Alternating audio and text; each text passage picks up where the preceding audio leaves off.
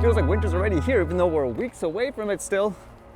And what I read today, it's kind of interesting reading this one actually. You've heard of people being afraid of drones being used to spy on people for weapons. How about this one, where apparently the accusation is drones are being used for propaganda?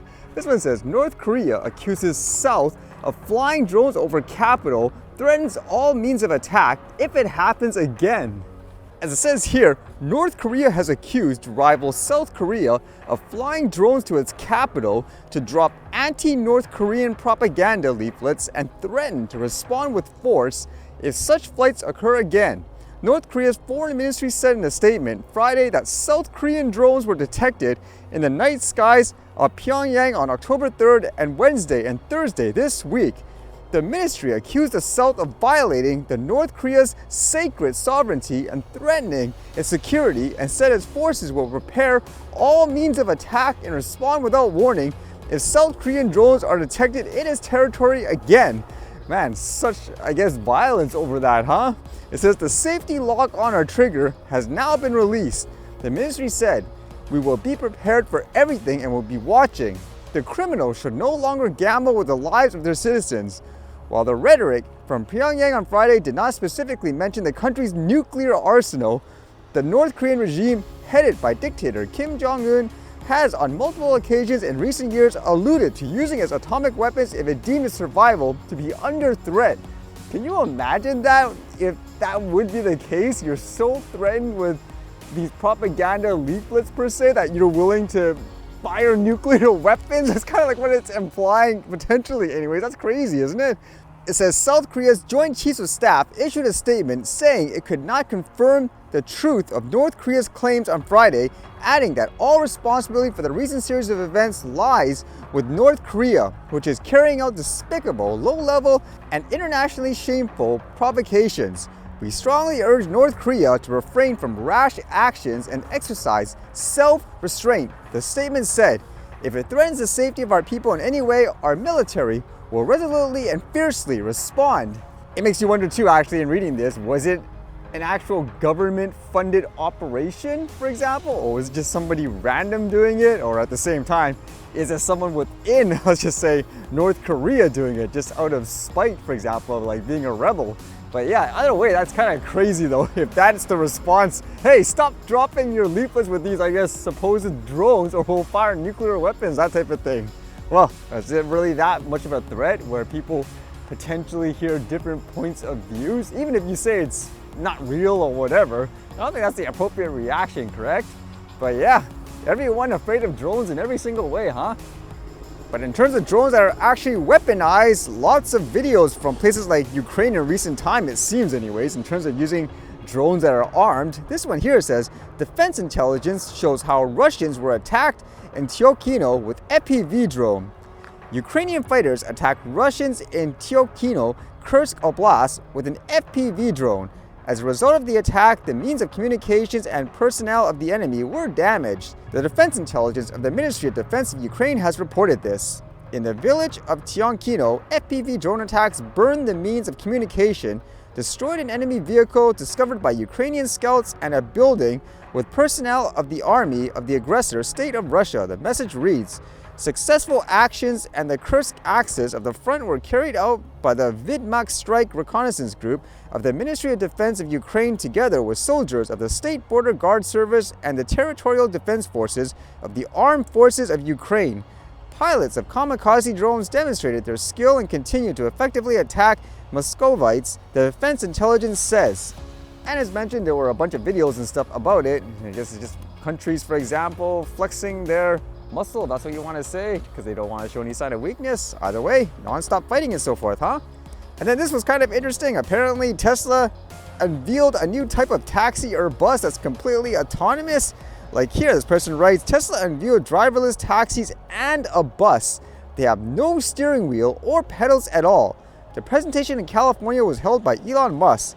The robotaxi is called Cybercab, will cost less than $30,000, charged wirelessly, and will be 10 to 20 times safer than human-driven cars, Musk said. Tesla already has 50 of these cars and wants to begin fully autonomous, unsupervised driving in Texas and California next year using existing models and then move into mass production by 2027. The driverless passenger transport is called Robovan. It can accommodate up to 20 people and can be converted to carry cargo. And so there were a bunch of pictures and as well a presentation of it where they're explaining this. So low that you can think of it like individualized mass transit. The average cost of a bus per mile for a city, not the ticket price because that is subsidized, but the average price is about $1 a mile. Whereas the cost of Cybercab, we think probably over time, from the operating cost is probably going to be around 20 cents a mile. And price, including taxes and everything else, probably ends up being 30 or 40 cents a mile. So yes, and you will be able to buy one.